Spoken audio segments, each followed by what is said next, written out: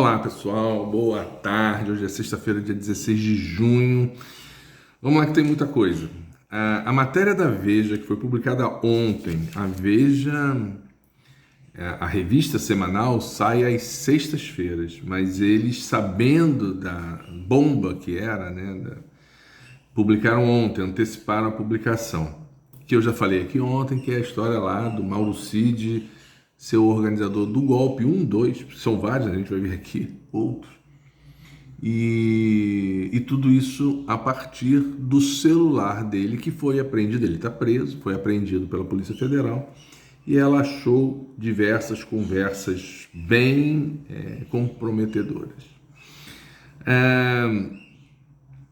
Hoje está mais claro, no celular do cara tinham mensagens e tinha documentos no celular, que era um verdadeiro manual do golpe. Tinha de tudo, nós vamos ver aqui também daqui a pouquinho. E hoje continua dando muito o que falar, e pelo jeito vai dar o que falar sábado e domingo. Tem mensagens entre ele e várias pessoas, mas tem especialmente várias mensagens com um coronel chamado Lavande Júnior. Ele é um coronel que ele é gestor de projetos estratégicos do Exército. Vejam bem, gestor de projetos estratégicos do Exército.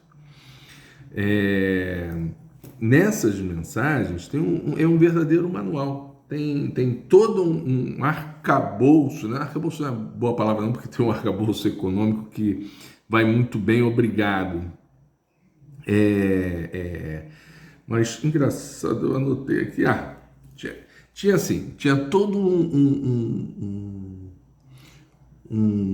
aspas, né? Tudo é aspas, porque é o fundamento jurídico, tá? Citando lei, citando a Constituição, citando que ordem e progresso, citando Deus acima de tudo, Brasil acima de todo, não, Brasil acima de tudo, Deus acima de todos, e por aí vai, que tem a lavra, esse documento teoricamente jurídico, a lavra de juristas, alguns golpistas, claro, liderados pelo Ives Gandra Martins. Ives Gandra foi ministro do TST, foi presidente do TST,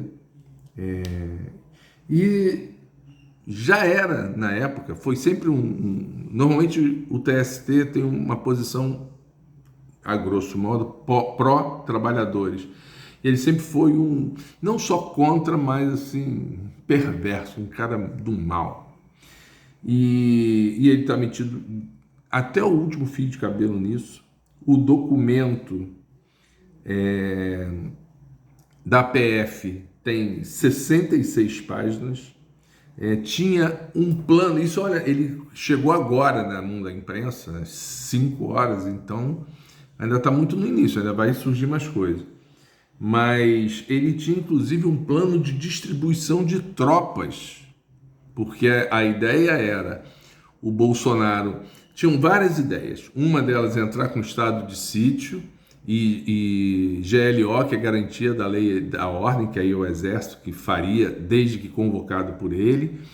Tinha a história do artigo 142, que dá, aspas, que é mentira, um poder do Exército interferir nos 3 poderes, coisa que já está...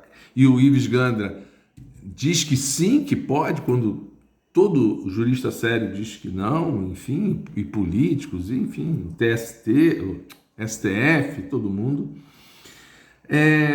E aí, nessas conversas, o que tem até agora, do coronel com o Cid, tem assim, o tal do coronel Lavande Júnior, a gente tem que guardar esses nomes, tá?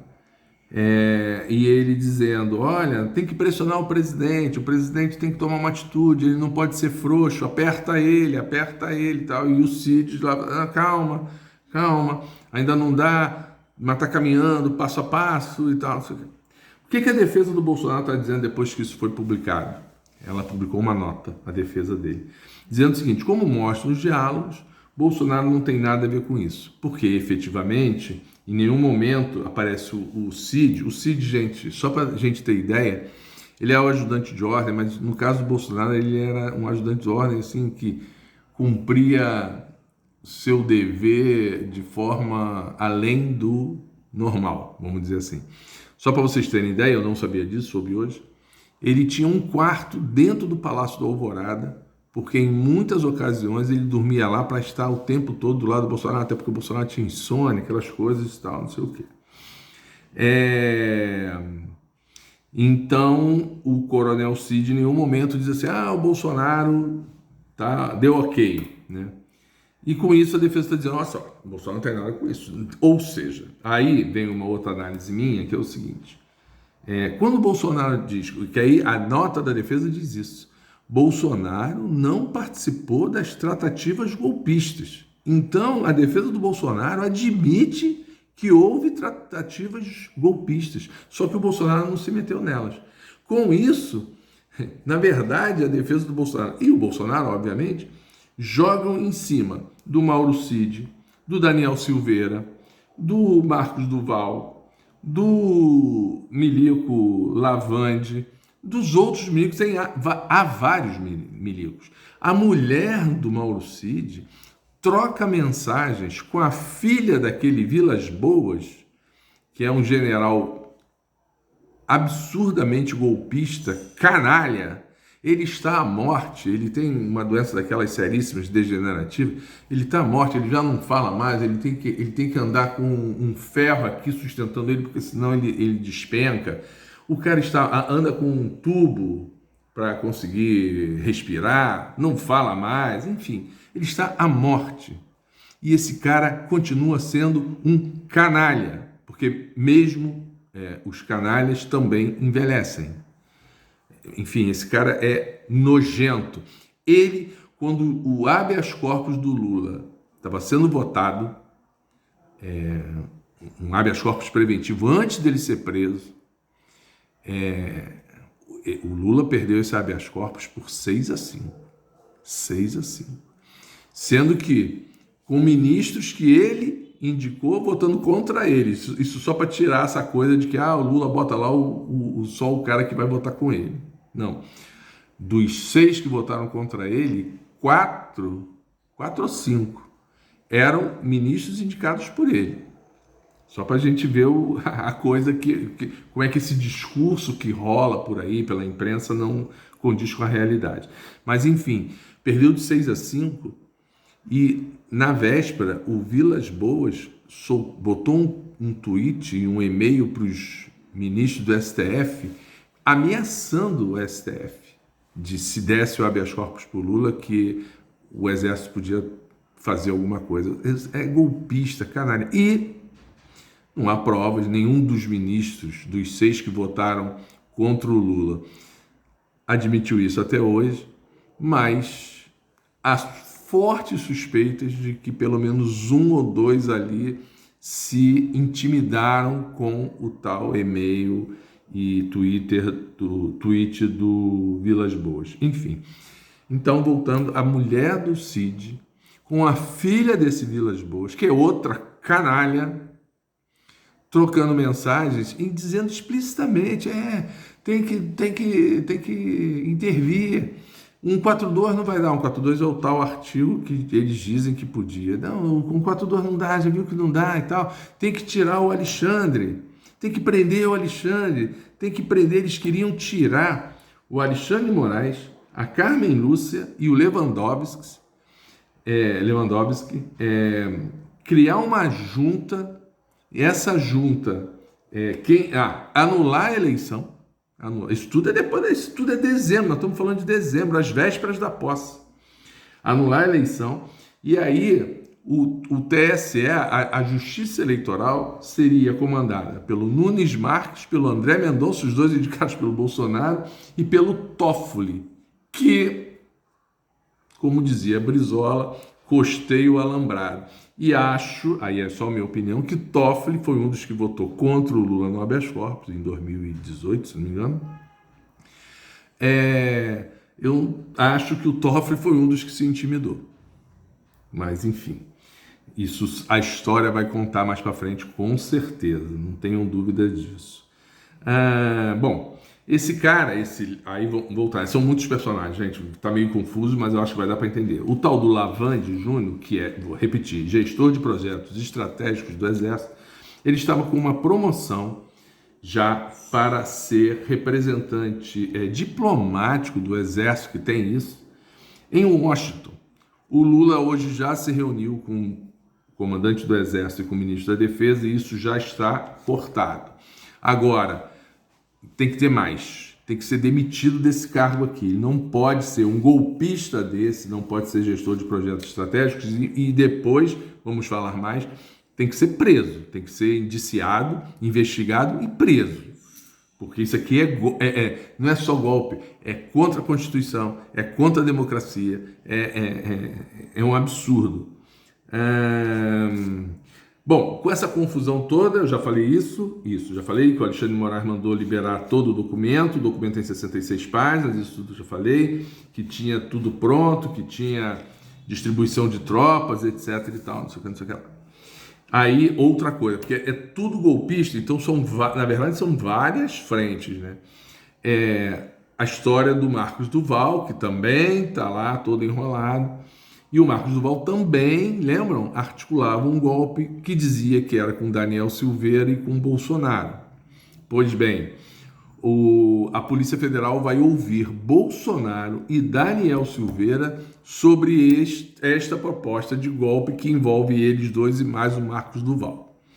Tá? Então, o Bolsonaro está muito metido, ele diz que não está, mas ele está em todas. Tá em todas. E aí, gente, aí opinião. O Brasil é um momento, assim, ainda mais com tudo isso vindo à tona, o Brasil não pode cometer o erro que cometeu com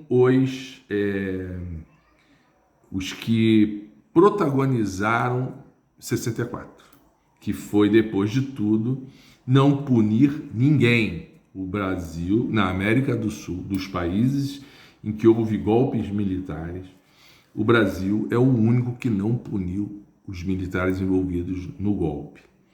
A Argentina, já cansei de falar aqui, não vou repetir, a Argentina faz isso até hoje, o Uruguai faz isso até hoje, mesmo com um governo de direita lá, é outro patamar, é outra discussão.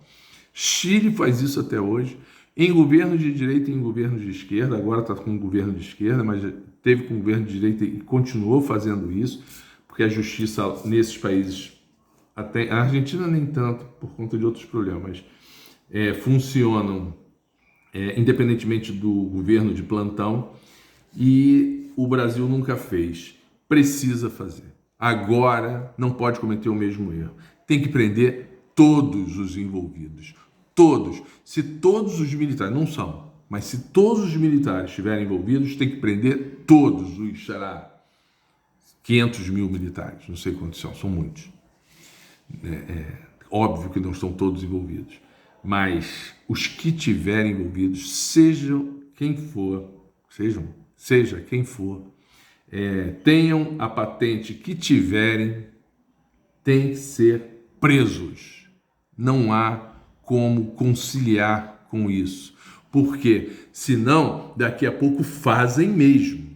Quando você não pune, quando você não bota freio, daqui a pouco faz mesmo. Esteve por um fio. Eu tinha uma noção, mas hoje, depois de ler isso tudo, e ainda vem mais coisa por aí, estivemos por um fio. Tem um amigo meu que falava isso, é uma droga esse negócio que, aliás, também está comprovado aqui, tá? Que todos aqueles acampamentos na porta dos quartéis faziam parte da estrutura do golpe, como a gente sempre disse, e que os milicos estavam envolvidos nisso, inclusive quando dizem, é direito deles, os milicos sabiam qual era o plano para aquilo, e o plano era exatamente esse. Não podendo ser feito, aspas, com um respaldo, aspas, muitas aspas, legal e constitucional, teria que ser feito com o povo na rua. E o povo na rua foi 8 de janeiro.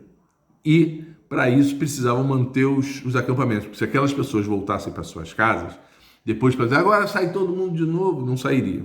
Então, tinha que estar lá na porta dos quartéis. Tudo planejado. Tudo planejado. Tem documento, não, tem mensagem dizendo isso. Mantenham na porta dos quartéis, não deixe o povo esmorecer, deixe o povo aí, mantenha o povo aí. É uma vergonha absurda. Então, prisão para todos. Mudando de assunto, o Lula ia inaugurar hoje, mas parece que não aconteceu, porque teve problema lá de o avião não conseguir descer por causa de mau tempo, em Goiás, a ferrovia Norte-Sul. Essa ferrovia, ela começou a ser construída em 1987 pelo Sarney. Vem sendo construída, claro que interrompida várias vezes e tal, não sei o que lá, desde lá. Óbvio, teve, segundo o Lula, eu não tenho muita certeza desse número, mas segundo o Lula, 90% dela foram feitas, 90% das obras foram feitas durante os governos do PT. Mas pode não ser exatamente 90%, nessa hora também político dá sempre uma puxadinha de brasa para o seu lado. Mas assim, muito dela foi feito no governo do PT. Mas tem o governo Sarney, que aliás o Lula está até meio que fazendo uma política também, né? Pedindo desculpas a ele, porque diz que na época ele era muito jovem, Lula era muito jovem, aí meio que se rebelou contra isso, e aí hoje ele reconhece que o Sarney estava certo, que tem uma visão estratégica de, enfim, integrar o Norte e o Sul por uma ferrovia e tal, não sei o quê. Aí tiveram os outros governos que vieram depois, né? Fernando Henrique, os do PT, Temer e Bolsonaro parece que fizeram um pouquinho, ficou meio parado. Mas devem ter feito alguma coisa, eu não vou aqui também ficar dizendo que não fizeram nada. Pode ser que tenham feito alguma coisa, eu não tenho essa informação. Mas o fato é que aí sim, por uma sorte, e também, não só por uma sorte, mas também porque agora botou para andar de novo o que faltava da obra, o Lula é que vai inaugurar. Enfim, é isso. Você tem que ter sorte, mas você também tem que ter comprometimento e decisão. O Eduardo Paes hoje escreveu isso, tá, no Twitter, dizendo, o Lula tem sorte? Tem, mas é porque ele também tem coragem, ele também trabalha pra caramba e tal, não sei o que lá. Então é isso, a sorte ajuda quem trabalha. Gente, os filhos do Lira, soube hoje também, os filhos do Lira intermediavam negócios no âmbito do Ministério da Saúde. Dá para entender agora porque que o Lira está tão interessado no Ministério da Saúde, né? Não pode ir para a mão dele. Acho que não vai, acho que o Lula tem. Primeiro, consciência absoluta ele tem. Não sei se ele vai ter força, mas eu acho que tem. Aquele nordestino lá é mais forte do que muita gente pensa, na política, inclusive. A Globo News ontem disse que foi a Eliane Cantanhede, que odeia o Lula, mas ela disse, o Lula ganhou a guerra contra o Banco Central. O Banco Central hoje está absolutamente isolado na defesa dos juros de 3,75. Todo mundo, varejo, indústria, comércio, varejo, indústria, agro, enfim, economistas, academia, todos contra, dizendo que os juros precisam baixar urgentemente e tal, não sei o que lá. Pois é, o problema é que quando o Lula, lá em janeiro, acho que foi em janeiro, fez a primeira reclamação contra a taxa de juros e contra o... Ele sempre falou isso, minha bronca não é com o presidente do Banco Central, é com a taxa de juros alta. Agora, se ele é o responsável por manter ela alta, aí passa a ser ele também o meu confronto é com ele também. E aí foi acusado por todos, inclusive por ela, pela Eliane Cantanhede, e por toda a imprensa, de que queria intervir no Banco Central, queria interferir, que o PT é assim mesmo, que o Lula é assim mesmo, que não se conforma com a democracia, que aquilo é um mandato e o mandato tem que ser respeitado, e que não podia baixar os juros, porque se baixar os juros a inflação ia disparar e tal. 5 meses. 5 meses. Entre o que ele falou e agora. O Lula ganhou. E não ganhou porque gritou alto. Ganhou porque mostrou que ele estava certo. E o presidente do Banco Central está errado. E aí agora todo mundo diz que o Lula estava certo. Não aprendem. Não aprendem. Isso já fizeram diversas vezes. E o Lula, não sempre, obviamente, Mas muitas vezes o Lula mostra que eles estavam errados, como mostrou agora. E aí é muito engraçado que os bolsonaristas começaram a dizer o seguinte: como não tem como negar, o Bolsonaro começou, não, olha só, todo esse sucesso econômico, a obra, o cara que merece os elogios é o Roberto Campos Neto, presidente do Banco Central. Tadinhos. E, gente, só para confirmar mais ainda, aspas, a sorte do Lula, hoje saiu a prévia do PIB de abril e ela é mais que o dobro, quase o triplo. Eles estavam prevendo 0,20, deu 0,56, quase o triplo do que foi previsto pelo mercado. Esses também não aprendem. Tchau. Bom final de semana, até segunda-feira. E a não ser que surja, pode ser que surja alguma coisa extraordinária no final de semana e eu volte por aqui. Tchau.